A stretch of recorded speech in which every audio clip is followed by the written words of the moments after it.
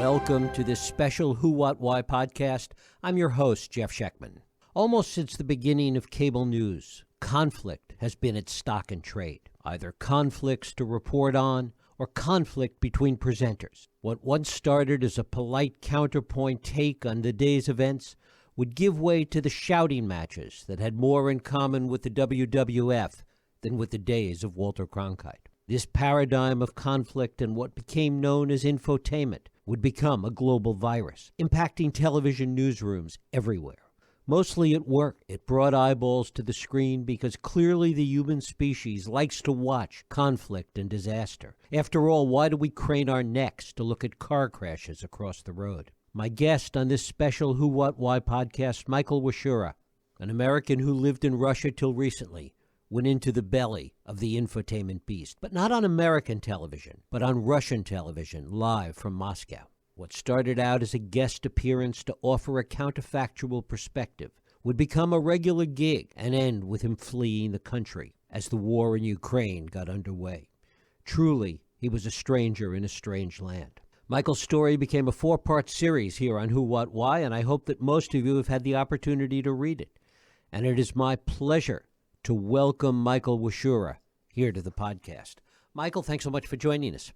Thanks for the invite. Well, it's great to have you here. Tell us a little bit about your background, Michael. You were a graduate of the University of Michigan. How did that ultimately lead you to Moscow?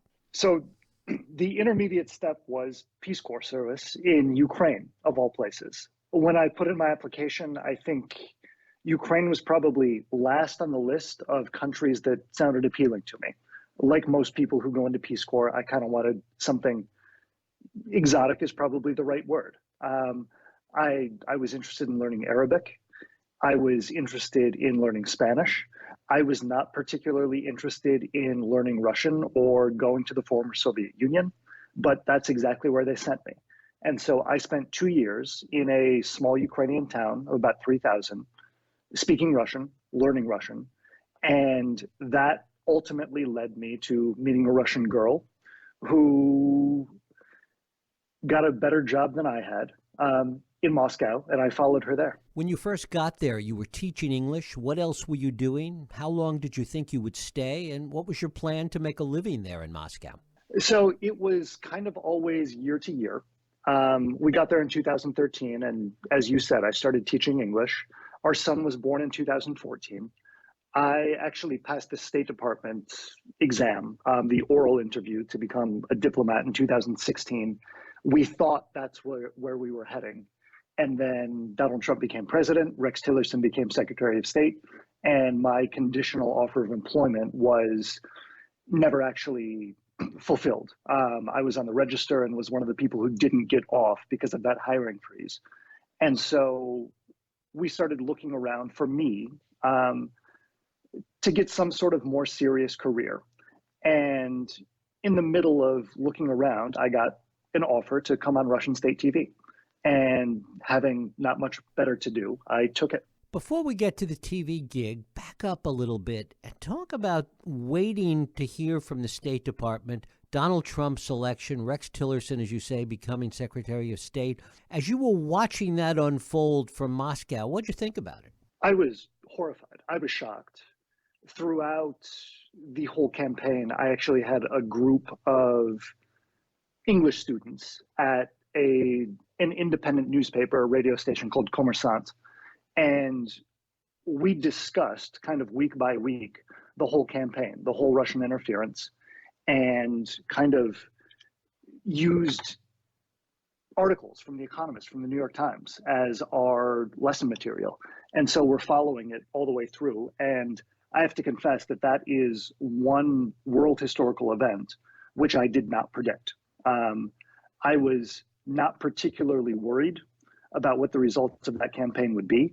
And so I was fairly shocked in early November when I woke up on a Wednesday morning and discovered that Donald Trump had won.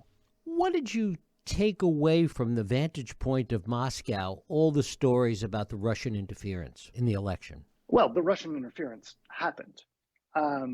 There was a clear campaign funded, supported, carried out by the Russian government and organizations which were close to the Russian government.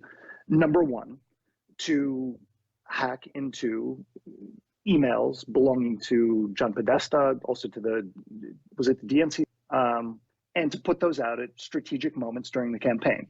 There was a separate element of the operation, which was to flood Facebook and other social media with essentially memes, some of them anti-Hillary, towards people who were deemed to be potentially on the fence voters, and then some other pro-Trump content. So that all happened. A lot of people in Russia denied that it was happening. A lot of people in the United States, too, denied that it was happening. There was another group of people in the United States, especially, who believed that that really made all the difference in the election.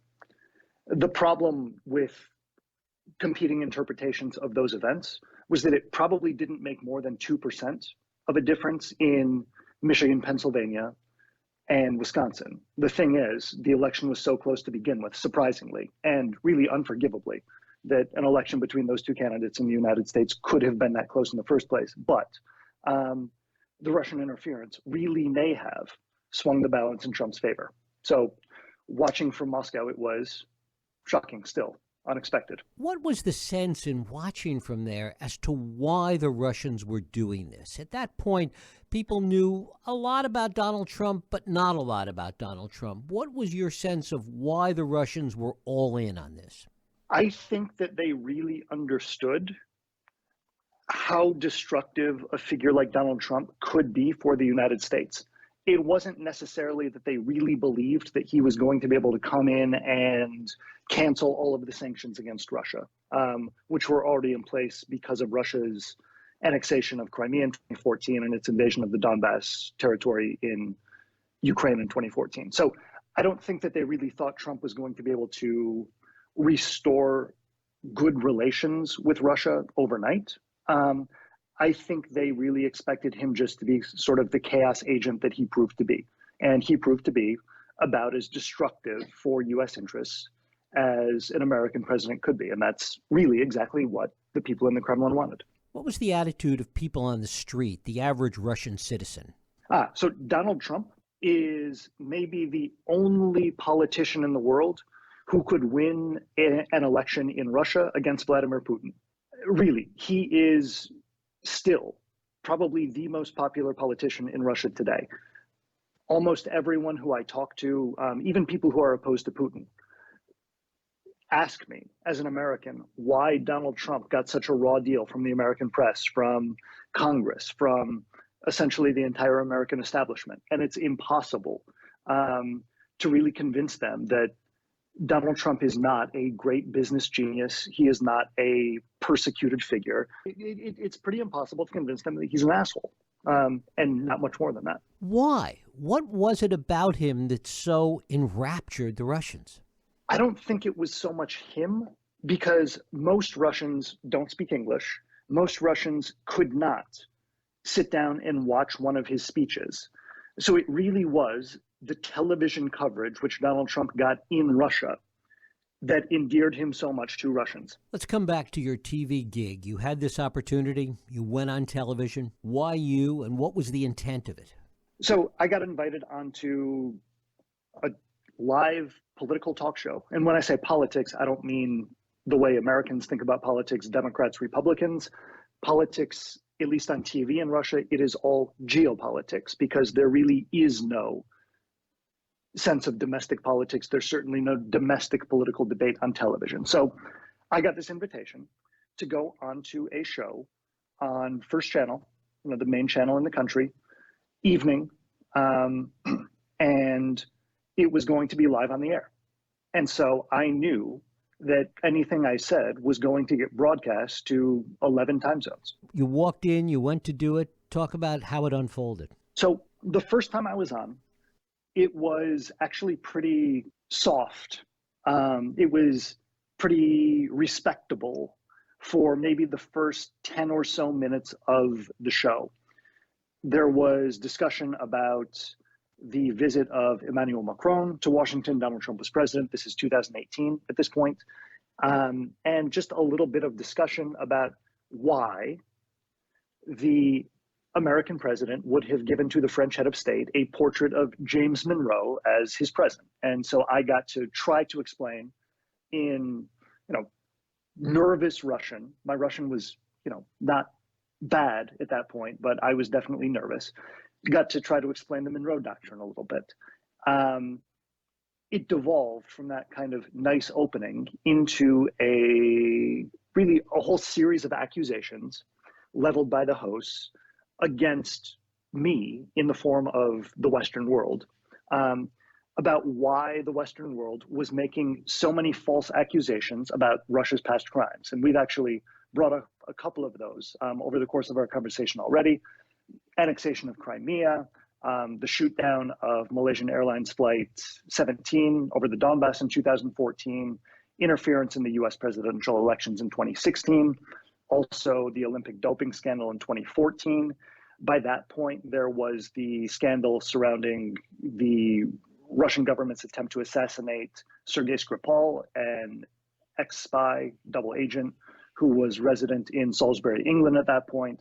The poisoning of Alexander Litvinenko, another former Russian intelligence defector, that came up, the poisoning of him with polonium in London. And they were kind of pointing at me and asking why the West made up so many false accusations about Russia. And, I was a little bit taken aback because in every single one of those cases, there is very, very clear evidence that the Russian state was the guilty party, not even controversially. And I said that, guys, those aren't lies.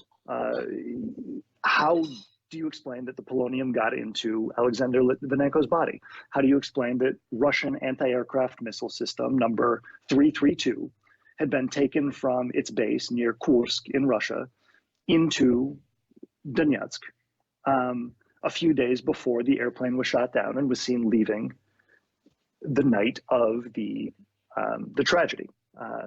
That was my first appearance. And I was shaking when I said those things and thought that I would never be invited back. Did you have any idea about what the show was, the nature of the show, that you would be put on the spot like that? Did anything prepare you for that? So, yeah, I had lived in Russia for long enough to know that anything on those channels, the federal channels, and on any channel really, because anybody who was showing news by that point, 2018, was Kremlin supported and Kremlin backed. So I knew that it was going to be hostile. I knew that they were going to attack me. I thought that I was going to be able to go in and tell the truth just a little bit, and that it would be scandalous that someone was actually able to say these things on the airwaves of a federal channel.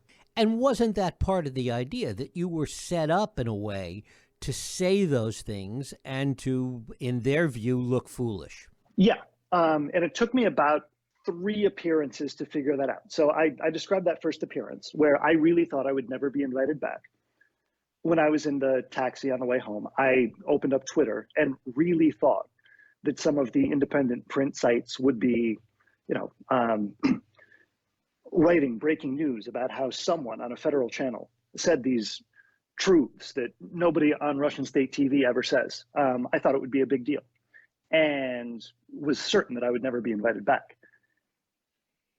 In that taxi on the way home, I got a call from the producer asking me if I could come on again the next day. I did more or less the same thing. And I was offered a contract to be a regular guest on the program.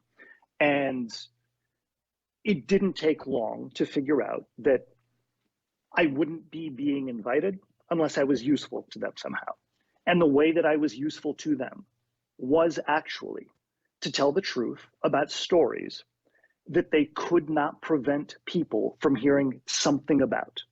And so when there is this, Russian spy murder mystery in real life, and it's all over the BBC, it's all over CNN, eventually, Babushka out in Volokholamsk might hear something about it. And the role that I played, the reason why they would bring me into the studio would be so that I would say exactly what the BBC, CNN, Bellingcat story was being reported as. And then that babushka in Volokolamsk would see a professor and a respected television host and a state Duma deputy all start yelling at me about how I was wrong and creating the appearance that the truth was, in fact, not true. And as far as I can tell, it worked really well. And how were you set up as an American in Moscow? How did they present you? What kind of persona did they give you from the get-go? American journalist. So you were the enemy to begin with. Well, yeah, American enemy, and journalist is even worse. You got this contract. How long did you feel comfortable doing this? So I did it for close to 4 years. I continued going in, and as well as I could, trying to get the truth out and trying to be as dignified as possible in the studio, in the hopes not that I would, convince the whole audience, but that at least maybe a few people watching might start to question whether or not the narratives that they were being presented by the hosts were actually true. I did the best I could with it. Did this take a toll on you at a certain point, between the desire to get the truth out there, as you say, but on the other hand, feeling like it was a constant setup and you were their kind of useful idiot? Yeah, it definitely did. Because, like I said, I was aware of the game that was being played. I'll say this, a lot of the liberals who were brought on, I was not the only one in that position. There were Ukrainians who they would bring in, there were other Americans, there were Russian liberals. And if you talk to almost any of them, I don't think they ever figured out the game to the extent that I did. And now they might say that I'm wrong about what was really going on, that it really was more of a kind of fair fight that I'm portraying it as. I think they're wrong. I'm certain they're wrong. But I thought it was important to, kind of like I said, do the best I could with it, really not having anything better to do. I thought this story, this experience would be more interesting to more people outside of Russia sooner than it was. So one of the reasons that I felt like it was worthwhile, really through 2020, to continue doing this, was that I was trying to write a book about it.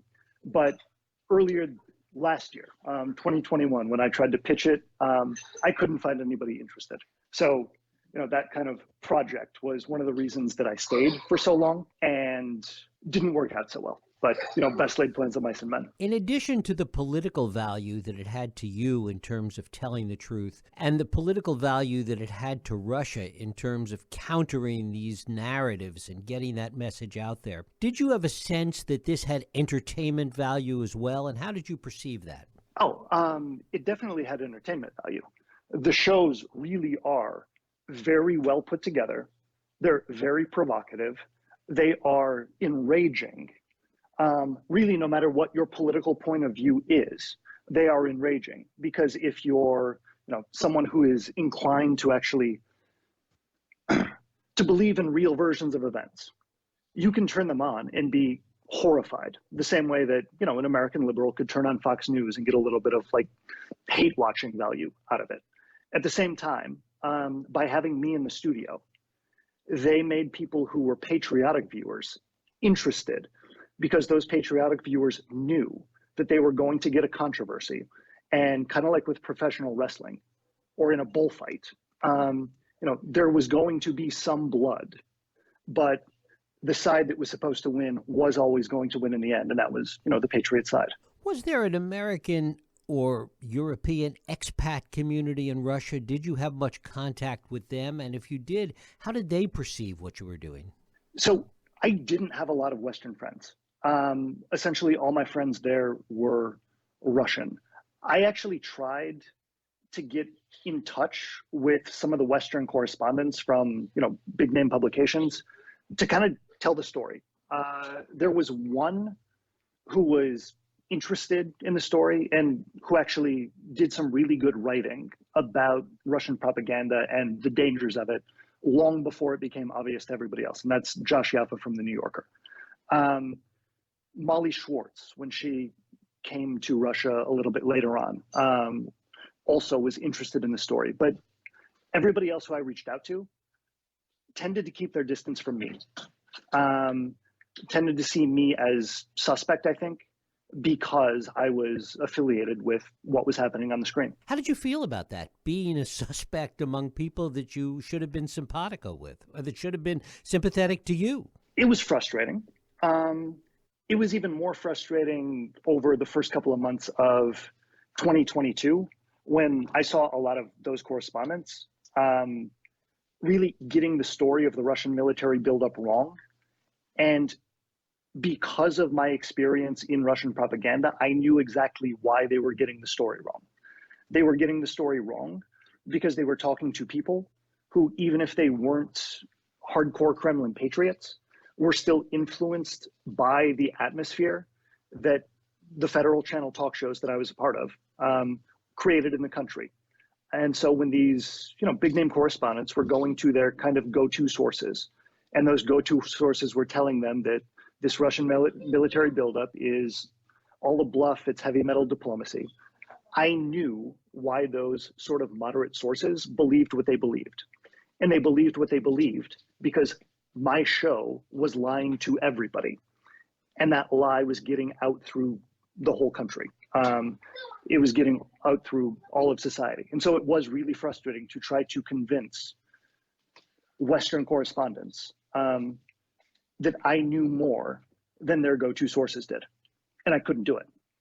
But I was right. What was unique, if anything, that you found about Russian propaganda? How was it different than propaganda in other places? What did you take away from that? So when I'm back in the States, I watch a lot of Fox News because I think it's really important to understand how it's working. And I see a ton of similarities between the kinds of, shows that I was on and the kinds of coverage that you see on Fox News, particularly, after 7 o'clock at night. The difference is that in Russia, that's the only version which is readily available to people. So in the United States, you can get the bullshit, crazy conspiracy theories if that's what you really, really want to get. But there are other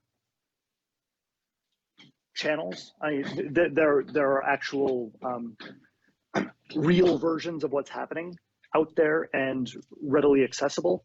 And so what you don't get in the United States is 80% of people believing in the alternative reality. You might get 40% who just really, really want to believe in that version of events. But you don't get 80%. What you get in Russia, when all of the actual realistic channels which were showing news are taken off the air, you actually get people, 80% of them believing in an alternative reality.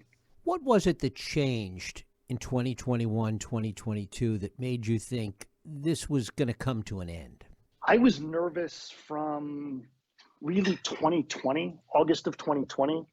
The first signs that bad things could be happening in Russia started from Belarus.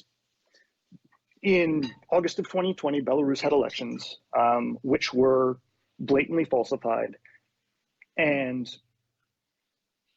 hundreds of thousands of people went out onto the street to protest peacefully, and it led to nothing.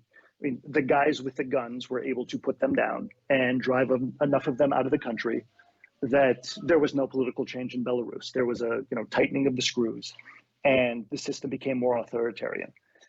It became pretty clear after that Russia was going to move in the same direction. So it was shortly after those protests started that you had the poisoning of Alexei Navalny. It was a few months after that you had Navalny return to Russia and be arrested immediately.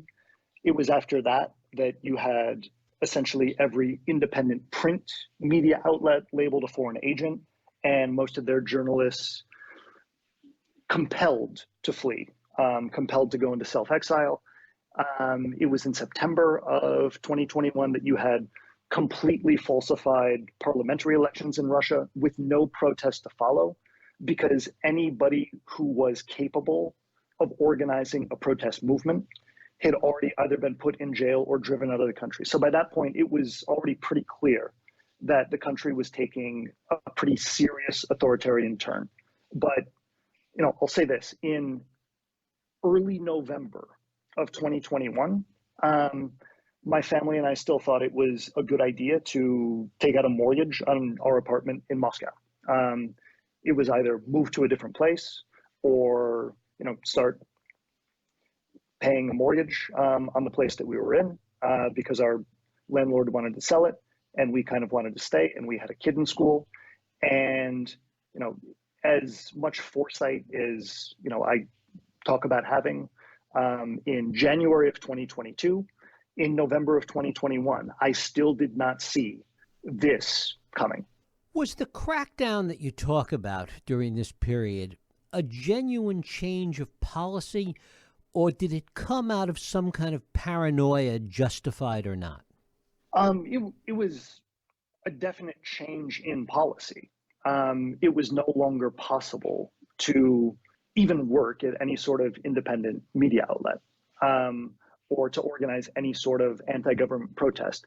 The paranoia that I think it came from was the understanding that if everything in Russian society were to have continued from 2020, 2021, all the way to 2024, when there were going to be the next presidential elections in Russia, then Russian society probably would have been right around the point that Belarusian society had been in August of 2020. So I think the people in the Kremlin saw what happened in Belarus in 2020. In Belarus, you had elections which were falsified in more or less the same way that Russian elections were always falsified. And in Belarus, you never had a massive protest movement against it. People kind of understood that the official results weren't real, but they definitely weren't dissatisfied enough to do anything about it. Until in 2020 in Belarus, they were. I think that the people in the Kremlin were expecting the same thing for Russia in 2024.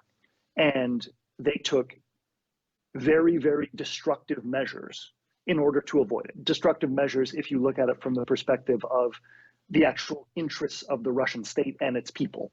If you look at it from the point of view of the interests of the guys in the Kremlin, then it was, probably not overly paranoid to severely crack down and to start a war, which will probably prevent there from ever being an election in Russia again for at least as long as they're in power. Did they overthink it? If this all hadn't happened, would in fact what they feared have happened in 2024, do you think? I think it was inevitable at some point.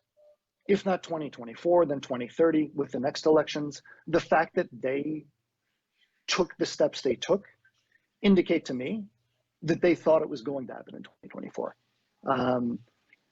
They've been in power for 22 years, and usually a system like that, an authoritarian core leadership, doesn't stay in power for 22 years without really kind of understanding what they're doing. And I think they understood what they were doing when they cracked down, and I think they understood what the challenge was. When did you decide that, damn the mortgage, we've got to do something here? Well, through January and February, my wife and I had discussions about when it would be time to go. By mid-December, I was pretty sure that it was moving towards war. Every day it was looking a little bit more like that was where the military buildup was headed. And we had discussions about when it would be time to leave because, as I said before, I lived in Ukraine. I knew that the picture of Ukraine, which Russia was putting onto television screens, was entirely inaccurate. I knew that Ukrainians would fight back. I knew that the West would support them. And I knew that the consequences of any sort of invasion would be disastrous for Russia. And so if they were actually dumb enough to take the step of going to war, the only way that they would be able to preserve any sort of stability inside the country would be to make the country look a lot more like Iran or Venezuela. One, because there was going to be outside pressure harming the economy, and two, because in order to keep people from finding out what was happening on the ground in the war, they were going to have to crack down on everything even more than they had been up to that point. So throughout January and February, my wife and I talked about, like, when would we know it was time to go? Because we didn't want to be there when the war was happening and when the crackdown that was going to follow was happening. And so we talked about destinations, where we would go. Tbilisi seemed like the easiest spot. It was close. It was cheap. The food was good. And on February 21st, when Vladimir Putin went on TV to give a speech formally recognizing the independence, and I put that in quotes, of the Donetsk and Lugansk People's Republics, these two, I put this also in quotes, breakaway separatist territories in eastern Ukraine.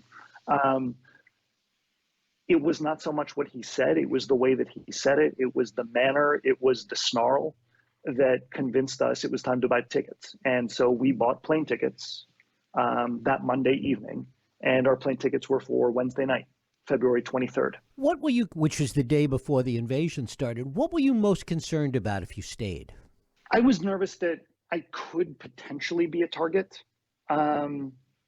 There are Americans in jail, innocent Americans in jail in Russia, who have been held for 2 years as bargaining chips in bargains that have never happened, trying to get Russian prisoners in the US back to Russia.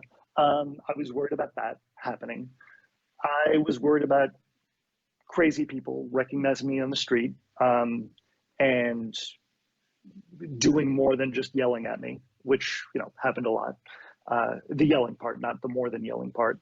And as much as anything, those 6 or so weeks before the invasion were tough emotionally, not nearly as tough emotionally as they were and are for my friends in Ukraine.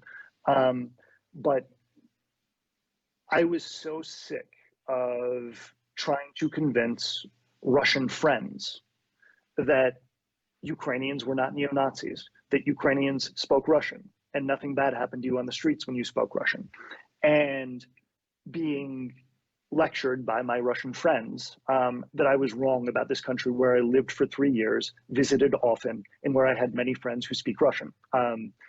It was getting to be too much emotionally to just deal with people who still live in that alternate reality. That was the biggest reason, actually, why I felt like we had to get out of there. You mentioned at the outset that your wife is Russian. Talk a little bit about how she viewed the arc of your television career and ultimately the decision to leave. That's a really good question. She was always very supportive because we have essentially the same political views. And she was actually always very helpful because, at least in the first year or so, she would watch and she would give me constructive criticism. It was really thanks to her that I was able to sort of craft a more respectable on-screen persona, which I think ended up being more effective in the role that I was playing. So maybe for the first few times that I was on, when I would get yelled at, I didn't want to be a whipping boy. And so I would yell back. And she would point out to me that they're getting you angry so that nothing you say is understood. And so that the only thing people see is this sort of, fire breathing, spitting, crazy person who is supposed to be the representative of America and liberal journalists. And so she really helped me to see that I needed to be more calm, to laugh when people were insulting me, to laugh when they were coming up with crazy conspiracy theories, and to try to just present as dignified an aspect as possible. And so she was exceptionally supportive in doing that. She was also really nervous. I mean, we had little incidents where I don't know if our phones were hacked, but our phones would start searching for the term "shut up" on Google without anybody like touching a button, and that's disconcerting. She was nervous that some crazy person would do something to me on the street. She was nervous when, our friends' parents would recognize me, because the people who watched the shows, the people who would know my face outside, tended to be over 50 years old. And most of the parents on the playground, wouldn't recognize me. But sometimes, babushka or dedushka would. And she didn't enjoy having those awkward conversations with our son's friends' parents. But in general, she was supportive, and she was great throughout all of it. And when the decision came to leave the country? She was a little bit skeptical at first that it was really time. And so when we left on that Wednesday, kind of the way that we compromised was we would book a place in Tbilisi for 4 days, and if nothing had happened by Saturday, would buy tickets home for Sunday. And, by the time it was Saturday, she didn't want to go back. What do you think is next for the country at this point? What do you think happens next? That's also a really good question. One of the arguments that I was having with, big name Western correspondents in early February, the big name Western correspondent was still convinced that it was a bluff, and I was convinced that the tanks were going to cross the border. Both of us agreed that it would be really stupid for Russia to actually attack, which is why he thought it wouldn't happen. I looked at the military buildup and said, there's no other explanation for this. And that by doing what they're doing, the Kremlin leadership is creating circumstances which really could lead to its downfall, lead to it being overthrown in a matter of months. But at the same time, they will be creating circumstances that really could lead to the country looking like Venezuela with nuclear weapons in a matter of months. And we're only 5 weeks in. I don't know what's going to happen. I've spoken to people who are very smart and very well informed about things in Russia, Russians, who think that there's going to be a democratic revolution. They're in the minority, and I am not among them. I spent enough time inside of the propaganda bubble and also outside of the propaganda bubble to see how many people in society actually believe what's been told to them by their television screens, that I'm skeptical anything approaching a critical mass of Russian society can wake up. So I think we're moving more towards Venezuela with nuclear weapons for the foreseeable future, 5, 10, who knows how many years. I hope I'm wrong. It would be nice to go back and walk around some of the parks that I really like and see some of the people who I really do miss, and ride the metro, which is beautiful. But I don't think that's going to happen in the next 5 years. Given that, what's next for Michael Wasiura? So I'm going to keep writing, keep hanging out in Georgia, which is beautiful and has great food, and see where we go from here. Michael Wasiura, I thank you so much for spending time with us today. Thank you, Jeff. It was great. Thank you. And thank you for listening and joining us here on the Who, What, Why podcast. I hope you join us next week for another Radio Who, What, Why podcast. I'm Jeff Sheckman.